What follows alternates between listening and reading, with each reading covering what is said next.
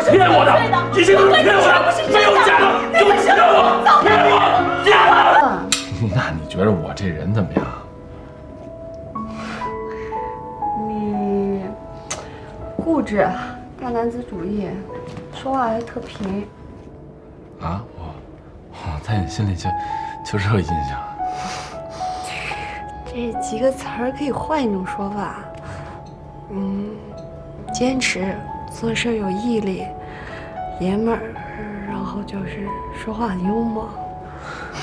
最重要的，我觉得你很善良。我妈以前说过，衡量一个好男人的标准就是先要看他善不善良。以前我觉得这话挺普通的，现在想想还真是。如果一个人善良的话，就不会去伤害别人，即便他具有伤害别人的能力。那你觉得我怎么样？就是一开始啊，我觉着你有点那个目中无人，有点那个娇气，那个有点那种被人宠坏了大小姐的感觉。后来我发现你这人也挺仗义的，而且也特善良，就是没有那种女孩子身上的娇柔造作。反正我一直认为哈，这美的第一要素啊，就是那个真实，那个自然。我觉得这些你都具备了。哎呀，那个你不会是因为我今天请你吃这顿饭，所以在这夸我的吧？不是我是发自内心的。你要觉得我是假的，那什么，那这顿饭就我请。不用，那酒后逢知己，咱们碰一个呗。来碰一下。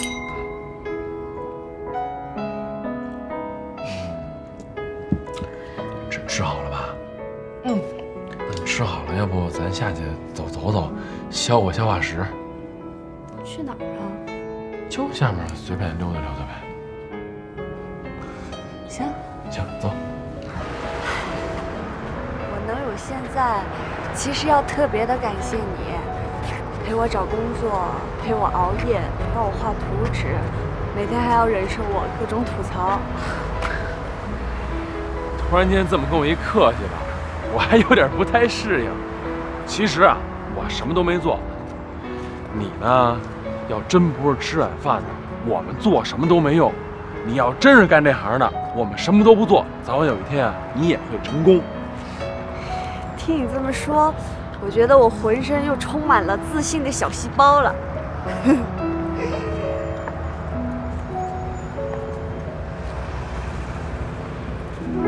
明天了。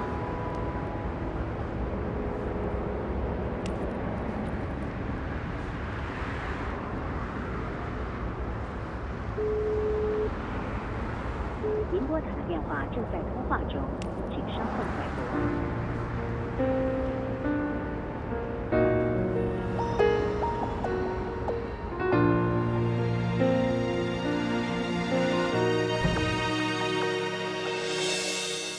天空很蓝，世界好大，爱是否会悄悄消散？你是否感受到我为爱发狂？坚持多久才能靠岸？保持沉默，试着洒脱，是我唯一对自己的把握。像一只发了疯扑火的飞蛾，坚持着。你说过，你希望你的哆啦 A 梦骑着白马，从五彩的童话世界里来接你。这白马真弄不着了，就只能骑着旋转木马来了。这五彩的童话世界也真是做不到，就只能改成从五彩的光里来接你了。你混蛋！这些话干嘛不早说呀？至少我还能祝福你快乐。我怎么混蛋了？我还记得你说过你喜欢粉红色，你还说你喜欢哆啦 A 梦。你呢，就是粉红色的 Hello Kitty， 我呢，就是蓝色的哆啦 A 梦。我愿意为了你变成粉红色的哆啦 A 梦。今天穿着这身衣服，我就是你的人了。这个戒指，它代表我的心。从今天开始，这一切都放你那儿保管了。另外，我想告诉你，我喜欢你，做我女朋友呗。李天乐，你知道我为你流过多少眼泪，伤过多少次心吗？有时候我都觉得我特别的恨自己，我觉得我腿长得也不短呀，跑得也挺快，怎么跟你这儿，我走也走不动了，跑也跑不了了，我这辈子是不是就搭你这儿了呀？不是，那你到底是答应还是不答应啊？错了，只要是自己喜欢的，怎么着都行；不喜欢的都没有用。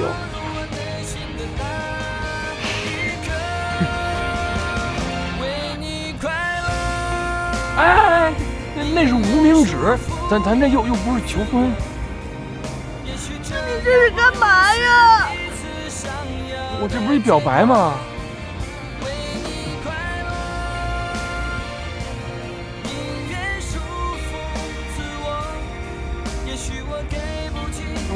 那这儿什么意思啊？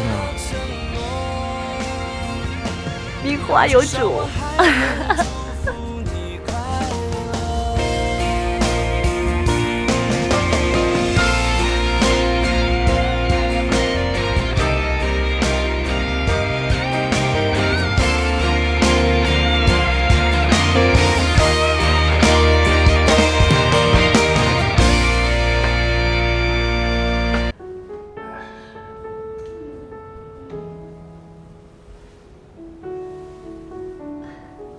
先上外面看看啊。好，没事，放心啊。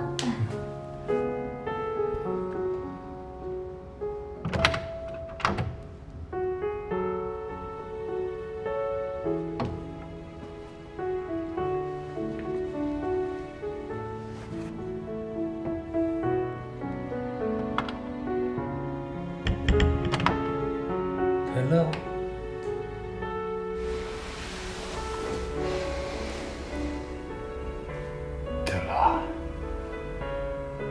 来了。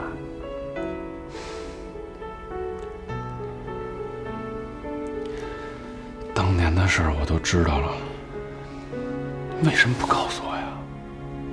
张小七告诉你的。你到现在都不愿意告诉我，让我恨你恨那么多年，为什么不愿意跟我说这事儿啊？孩子，我说不出口啊。当年的车祸，我现在一闭眼，历历在目。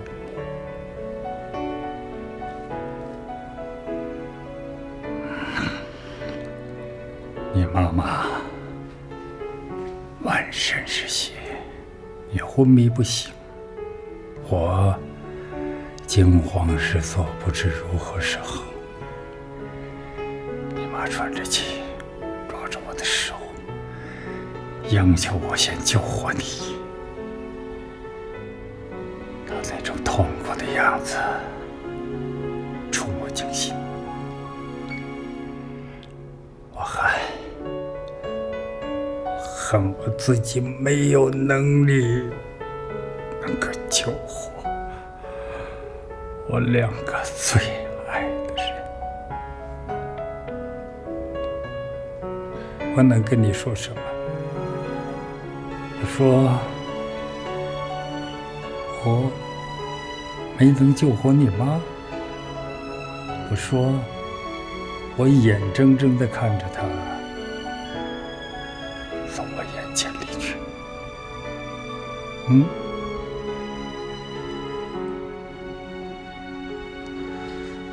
那你也得告诉我呀，我有权利知道这一切。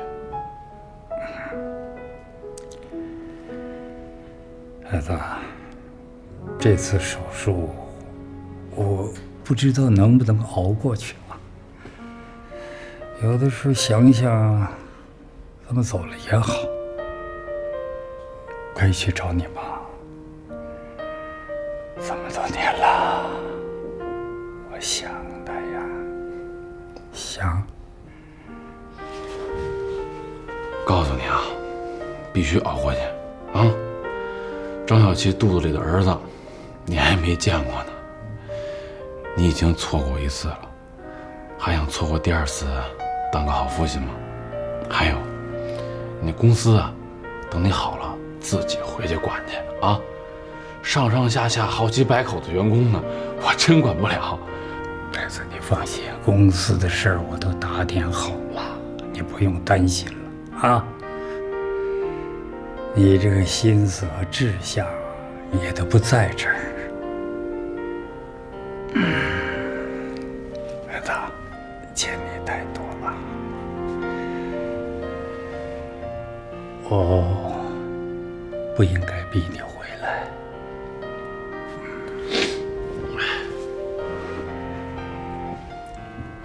我也没有资格来为你安排未来的前途，我只是对不住你啊，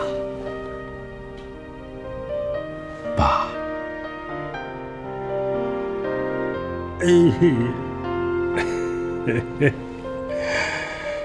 15年了，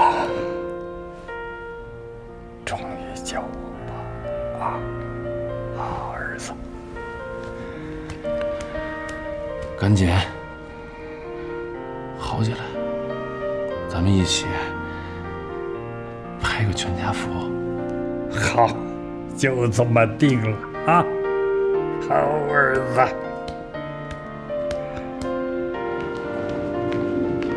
我们在外面等你啊。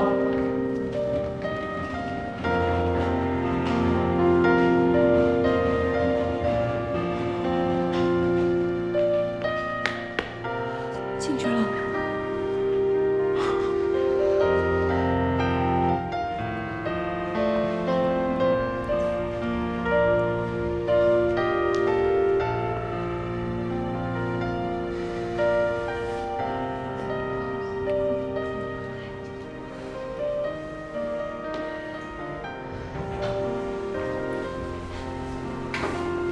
大夫，他情况怎么样啊？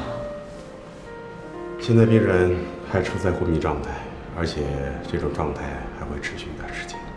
那什么时候能醒啊？这个还很难说，但是请大家放心，他一定会向着好的方向发展。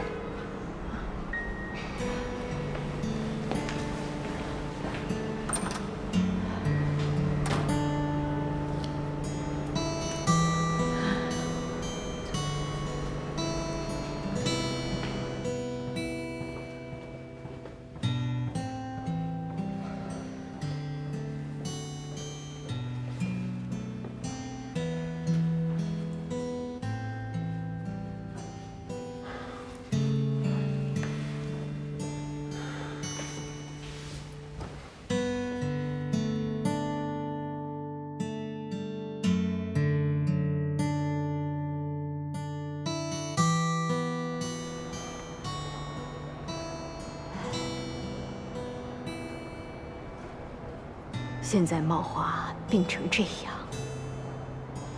这以后咱们林家的事，你有没有想过该怎么办？我现在心都是慌的，妈，我什么都不知道。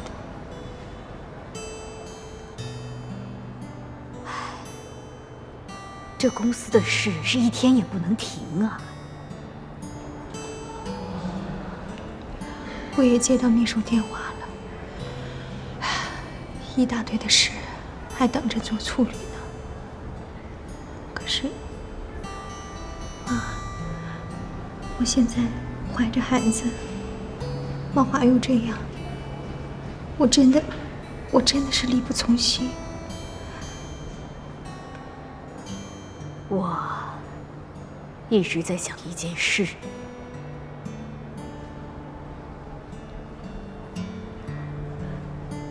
你说吧。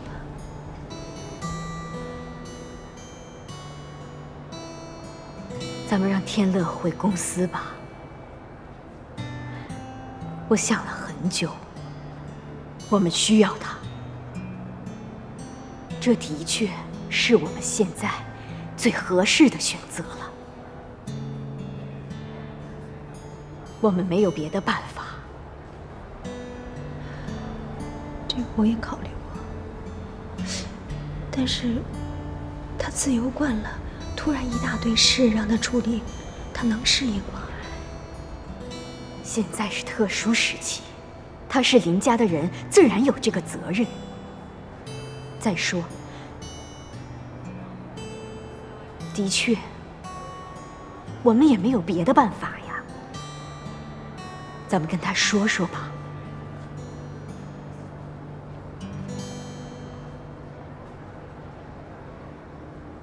天乐，你看你爸病成这个样子，也不知道他什么时候能醒过来。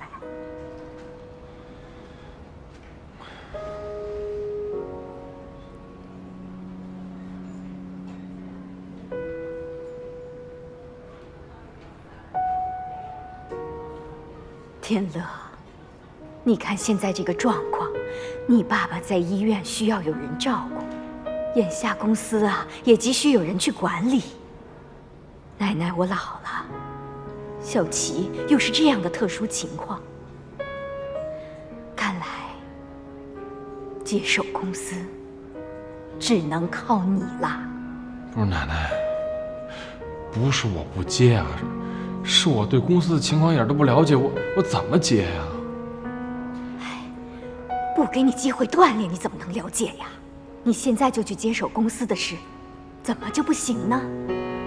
是啊，天乐，要是我没怀孕的话，我就顶上去了。但是现在真的没有别的办法，林家上下几百号人都等着咱呢。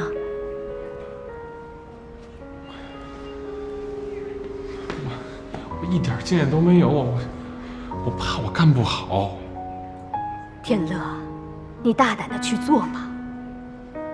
你爸爸要是醒过来的话，他最着急的肯定也是公司的事啊。你不能让你爸爸不安心。至于做好做不好，这点你不用担心，有奶奶这把老骨头给你顶着呢，别怕啊。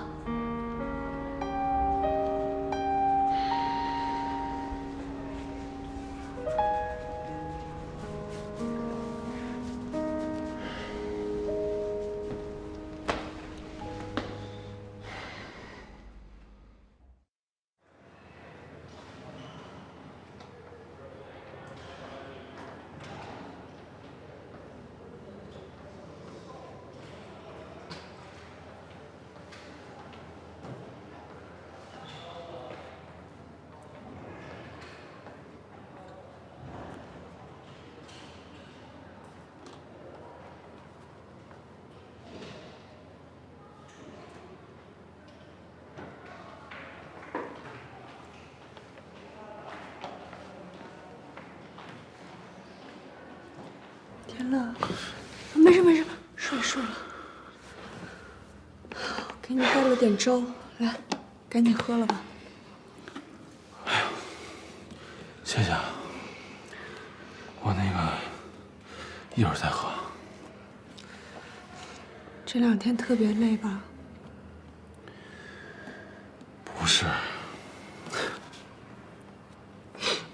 我奶奶非要让我回公司去接我爸的班儿。你爸现在这个样子，确实需要人帮他。可是我没干过呀，心里头没底，我怕我失败干不好。怕什么呀？谁没有一开始的时候？一件事儿，只要你去努力去学，肯定能成。那你的意思是说，你鼓励我去？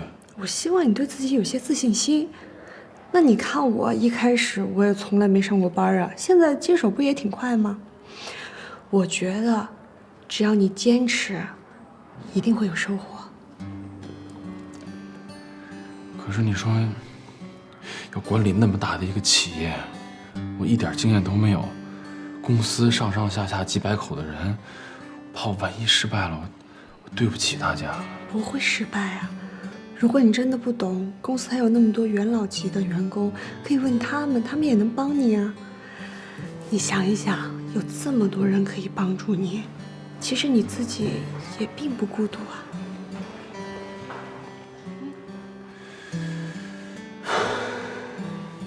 那行，听你的。为了让我奶奶他们放心，那我就硬着头皮上。加油！我永远支持你。那你自行车店打算怎么办？自行车店先交给磊磊呗，等把公司扶上正轨了再说。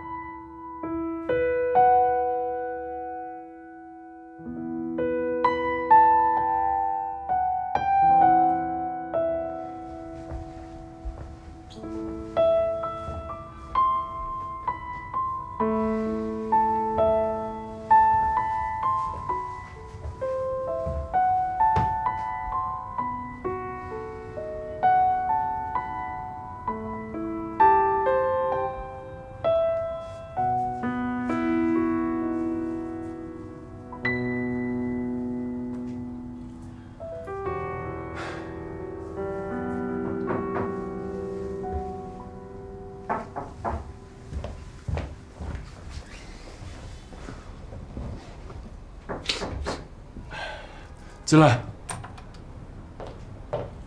林总。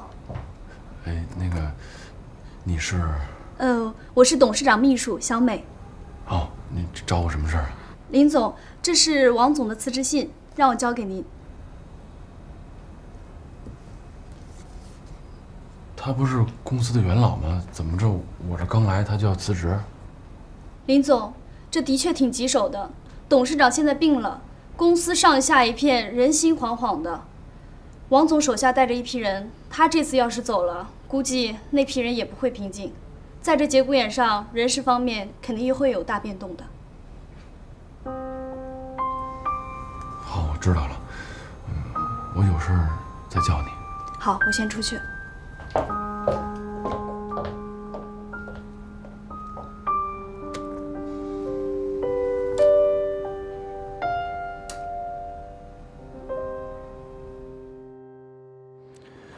王叔叔，我今天来，想必您也猜到了是为什么。您能不能看在跟我爸爸同甘共苦的份上，继续留在林氏，帮我们共度难关？天乐啊，按理说我也不应该在这个节骨眼上离开公司，但是我有我的难处啊。你看啊，你爸爸现在躺在医院的病床上，昏迷不醒。林氏公司有很多客户，现在对公司都产生了很大的信任危机，他们不相信公司未来的发展。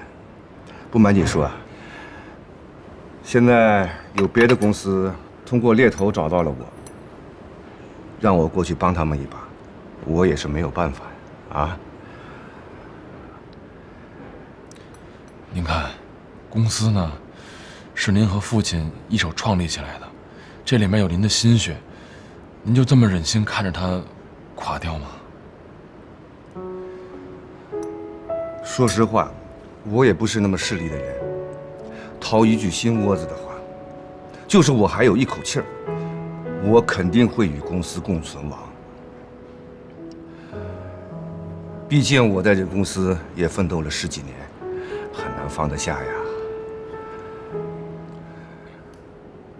但是田乐，我也是要养家糊口的人。我儿子大了，要买房子，要结婚，这些都是需要钱的呀。还有那跟着我的10几号人，他们个个都是要吃饭的。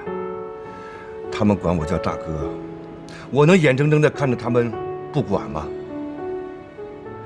你能理解我的心思吗？王叔叔，我知道您的压力很大，要照顾那么多的人，我也知道别的公司会给您开出丰厚的条件，但是毕竟林氏是您的家，是您亲手打造的这一切。目前公司碰到了困难，只要我们共同努力，帮我共度这个难关，我保证不会亏待了大家的。我计划拿出林氏10%的股份，根据贡献大小对全体员工进行股权激励，让大家能够跟公司的利益捆绑在一起，共利双赢。这可是一笔不小的数目啊！公司最宝贵的资源就是人，如果人才可以留下，对于公司来说，未来的盈利何止是这些？哎，天乐，你有没有考虑过把公司卖掉？据我所知，现在有很多家公司都有收购的意向。你如果把公司卖了，那你也就少了很多包袱了。王叔叔，您也知道，公司是我爸爸一生的心血。换句话说，对他而言，公司就是另外的一个孩子。他现在躺在病床上，不知道能不能醒过来。我唯一能做的，就是不把他一生的心血白白的葬送掉。现在公司有几百号的员工，我爸爸身体好的时候，公司每一个员工的家庭情况，甚至生日、孩子考大学，他都能够记得清清楚楚的，能够照顾的从来没有落下过。您就这么放心把这几百号的员工一股脑的划给别人吗？我能够明白你的感受，但是真的要挑起这副担子也不是容易的事情。你要承担难以想象的责任和压力，你要放弃过去所有的自由，全身心的投入到这份事业当中，而且将来会是怎么个样儿，你一点都不知道。万一失败了，你所付出的一切都将前功尽弃啊！我知道我担负的这份责任很困难，我也知道很多人在质疑我，但是我心里清楚，我一定要保住林氏集团，保住我爸付出的这番心血。不管这个过程当中有多么的困难，我都会勇敢地向前冲，即便是粉身碎骨，我也毫不在乎，毫不犹豫。等到我爸醒来的那一天，我会自豪地告诉他，我没有把你辛勤的努力葬送在我的手里。只要想到那一天，不管有多大的困难，我都会坚持住。所以王叔叔，我能不能恳求您，和我们一起努力，共度这个难关？林氏的发展离不开您，王叔叔，我拜托您了。你们这个设计图呢，我已经看过了。我觉得这个项目啊，对我们公司来讲呢比较重大，所以呢，我觉得还是慎重比较好。这图里呢有些问题，我觉得没有能够完全体现我们当时会议上说的那些理念，所以呢，我建议你们呢再修改。啊，对，再找设计组商量商量啊。好嘞，就这样，辛苦啊，好嘞。1、2莲子汤。哎呦，这是梅大小姐亲自煮的吗？行了，试试怎么样？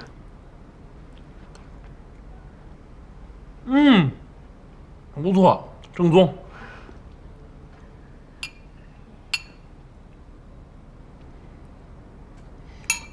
有事跟我说吗？没事儿。你工作别太辛苦了，身体受不了。你这样看眼睛也受不了呀。那说我这么累的话，还不说赶紧给朕按摩按摩？这真来呀！哎呦，按肩就行了啊。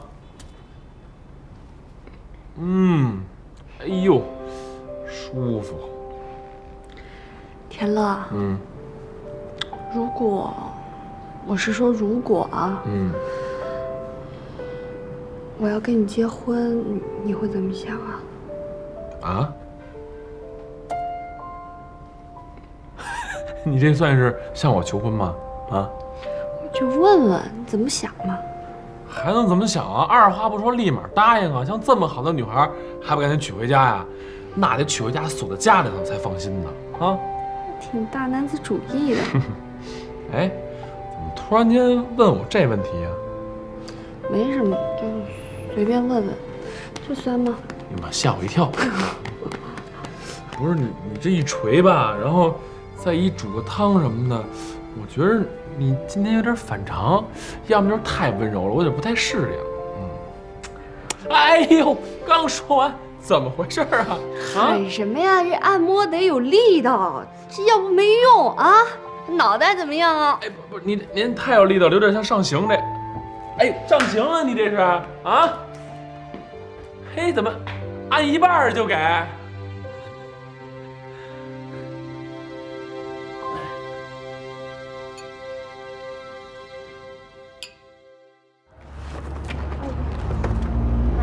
挺沉的。哎，行吗？那个挺沉的。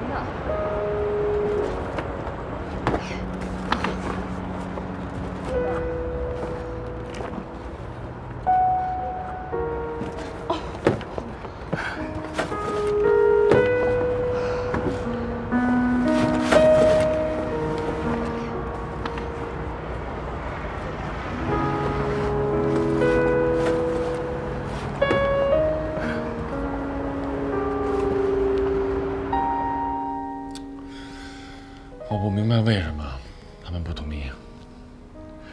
澳洲这个竞争项目，我已经把优势讲得很清楚了，他们为什么不愿意相信我呢？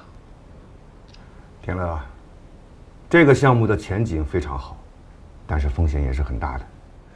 董事会不愿意去冒这个风险，那也是可以理解的。现在我们公司已经接手了很多个项目，还都没有收回成本。如果你这个项目一旦竞标成功的话，那我们又要投入很大一笔资金到这个我们并不熟悉的项目当中去，这个风险确实很大呀。你也不愿意相信我是吧？在国内现在设计市场已经饱和了，如果我们不尽早的拓开海外市场，不去树立我们自己的品牌形象，我们很快就会被竞争对手淘汰。这个我明白，但是股东们考虑的永远就是眼前利益，他们不会想得很遥远。现在屹立广场这个案子非常稳定，他们当然倾向于去做这种类型的项目了。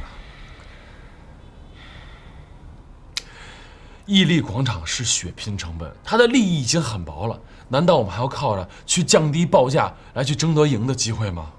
再这么下去的话，我们真的一点竞争力都没有了。可是澳洲这个项目是我们最好的转型机会，我们不能错过它。我能明白你的意思，你的想法很好，你是想通过这个项目打开国际市场，来提升我们公司的形象和口碑。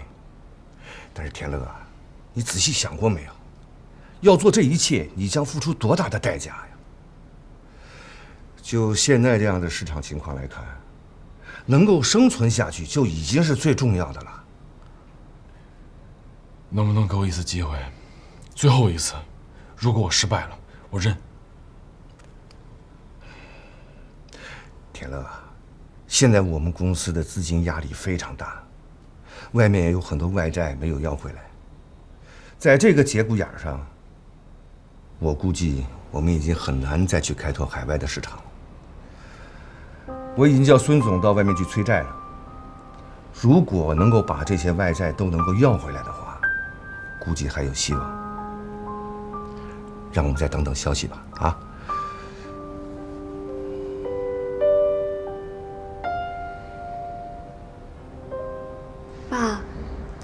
急是什么事儿啊？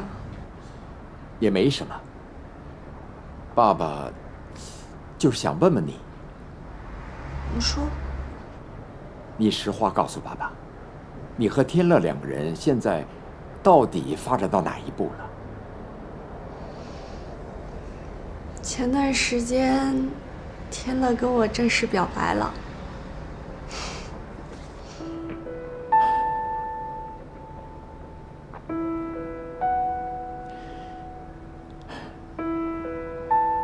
兰妮啊，有件事情，爸爸得告诉你啊。什么事儿啊？其实，咱们家欠的债务里也有林氏公司的。我们家欠天乐的钱？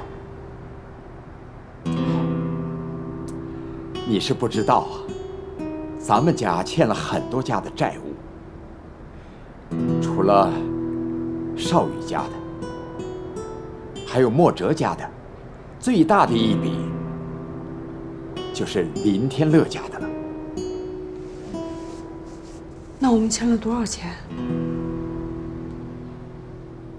？1000万。1000万？哎，爸，你干嘛不早告诉我呢？我之所以以前没有告诉你，就是怕影响到你们两个人的感情。可是我思考了很久，你还是应该知道这件事情没好。如果以后天乐知道了，肯定对你产生误会，你那个时候就可以把一切推到爸爸身上。1000万，我们欠天乐1000万。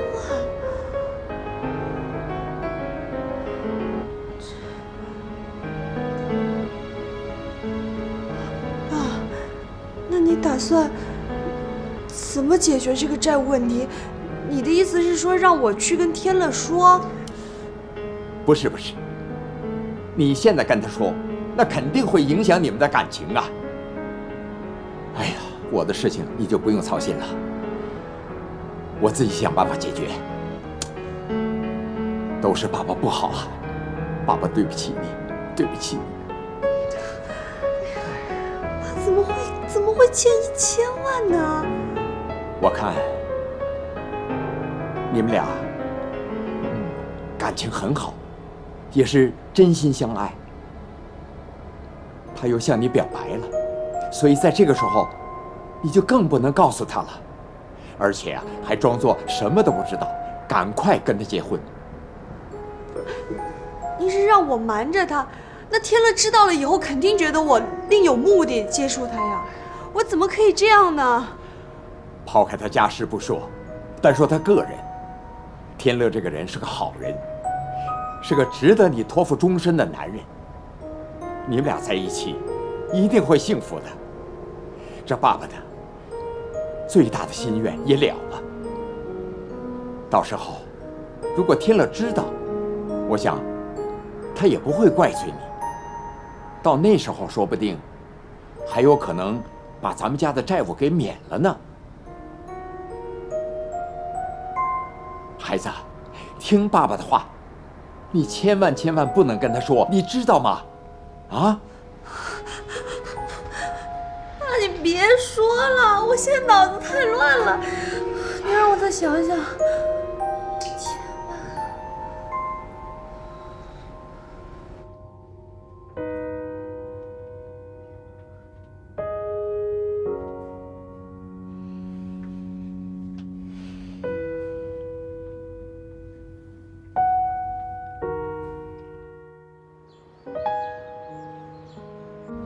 好的，我马上过来。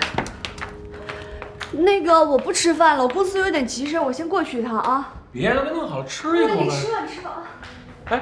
哎，不是那，嘿，怎么一样一样啊？饭也得吃的。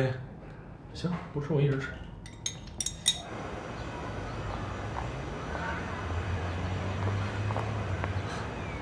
爸。好，兰妮啊，这些都是你喜欢吃的。还有化妆品。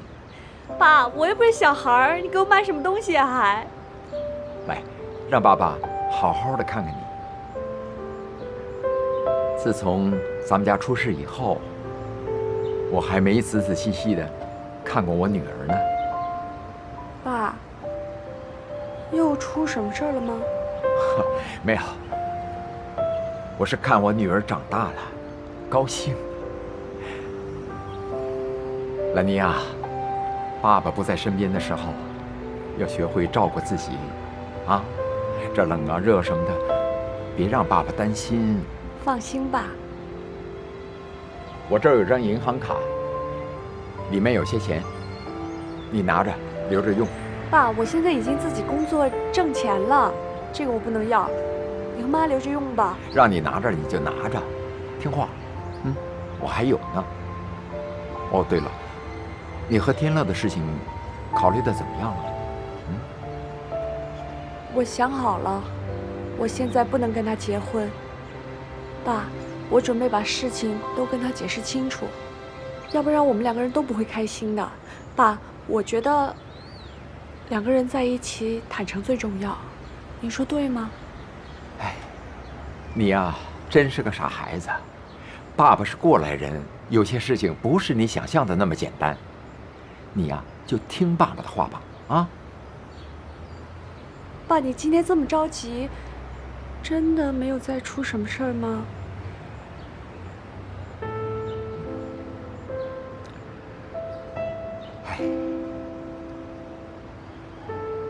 昨天法院给我发来了传票，他们已经正式起诉你了。事情已经这样了，就让法院去判吧。我今天来就是想看看你，我倒无所谓，我最放心不下的就是你呀。你要能和天乐早一点结婚，爸爸这心也就踏实了。爸，那行，我按您说的假设，我是说假设啊。我现在利用林天乐对我的喜欢，我尽早的让他跟我结婚。但这也可能也不是不可能的，因为在少宇家的时候他就一直喜欢我，然后我现在又住在他家里，前段时间他还送了我戒指。以林天乐家的财力和我们家的债务，他完全可以减免。以林氏企业的家族力量，可能我们家别的债也许都会得到解决。如果能这样，那当然是最好的了。可是那是完全行不通的呀，那我就是骗婚，我就是骗子了，爸爸。就算我们结了婚，也不可能幸福，永远心里都有个坎儿。我不希望我的婚姻，我的感情变得那么的不纯粹。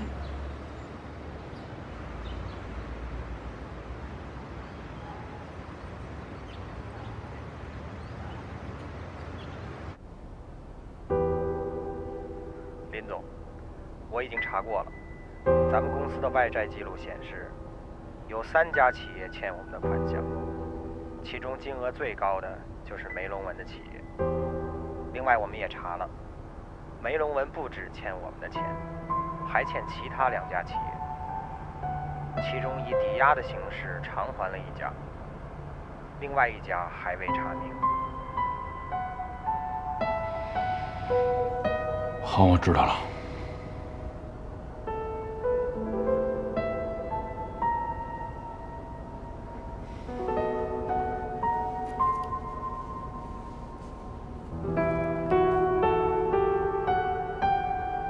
我现在跟天乐结婚，利用他对我的喜爱，也许这段时间不需要花太长。在少宇家的时候他就喜欢我，我们现在又住在一块儿，我们俩结婚了以后，1000万就不需要还了。而且以林氏家族的财力，我们别的债主也许都不需要还了。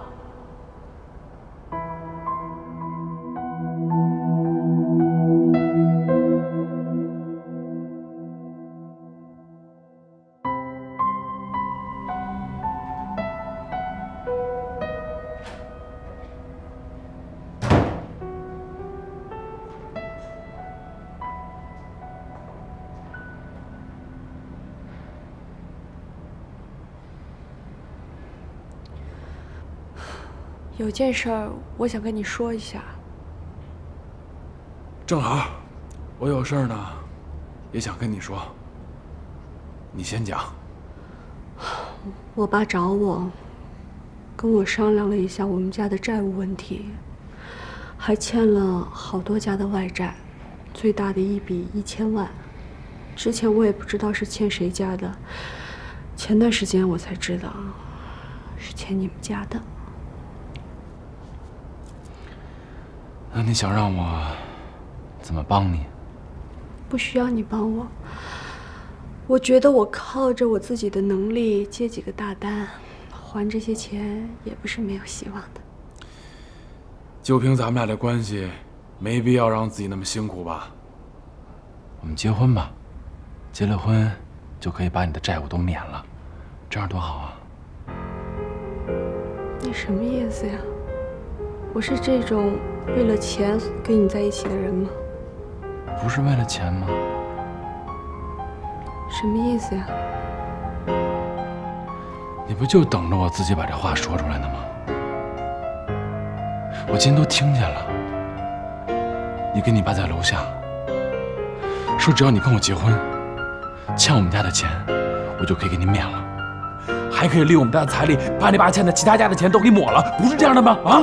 天乐，你听错了，那只是一个假设，不是这样的。而且我告诉我爸，我们两个是真心相爱，让他放弃这种假设。对，是你听错了。我把这件事情告诉你，就是不想让你觉得我好像是有事情瞒着你。我觉得我们应该真心坦诚的相对，是不是？坦诚什么？啊？你是坦诚人吗？对，我把什么之事情？前你跟谭少宇在一起，住在谭少宇家。